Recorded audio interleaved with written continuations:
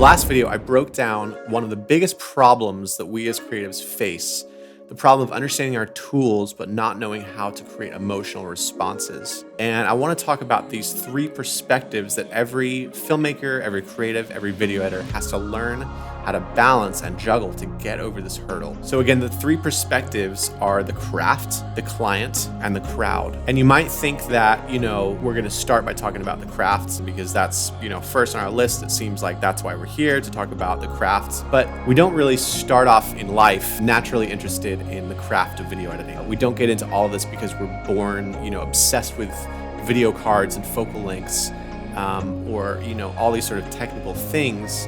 But because we're moved by something, because we're moved by a film, because there's this music video that changed our lives, there's something that made us feel something really deeply, even if it's just happiness or, laughter, but we're a part of the crowd first.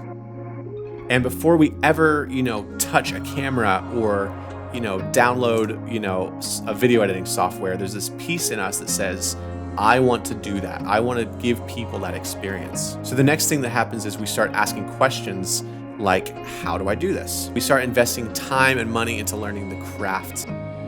Chances are, if you're watching this video, it's because you want to become a better craftsman. I mean, after all, if you don't know the tools of the trade, it can be hard to get into the trade. But at a certain point, all this time and money invested into learning a craft is just a hobby until you get paid for it, right? So the next perspective that we end up discovering is that of the client.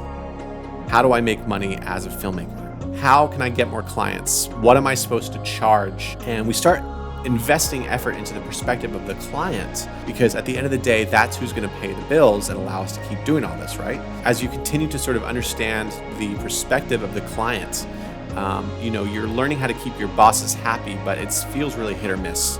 You're still getting thousands of notes back from your clients, even though things are technically perfect because you've studied the crafts, you start to understand the client and you've got all these clients. But, again, we run into that problem. It's pretty, but I don't feel anything. So many people get stuck right here, but I believe that the third perspective, or really the first perspective, and really the ultimate place where all this stuff gets sort of ironed out really quickly is when we come all the way back to where we started. And that's by really engaging in our perspective of the crowd.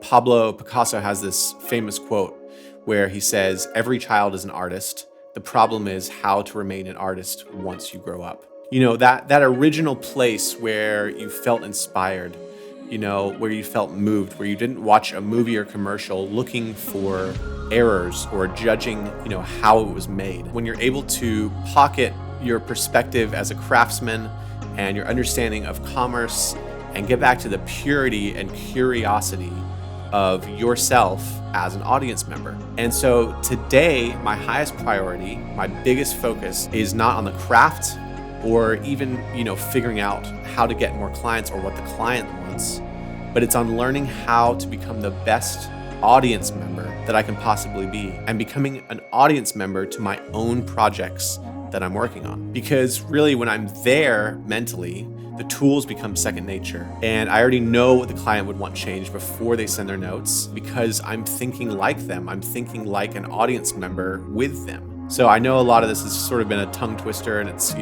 deep and philosophical and way different than what you probably expect from any other video editing lesson, but I hope it made sense. And in the next video, I want to share with you actually 3 tricks and tips that I have learned in my work so I can get back to really thinking like an audience member as much as possible.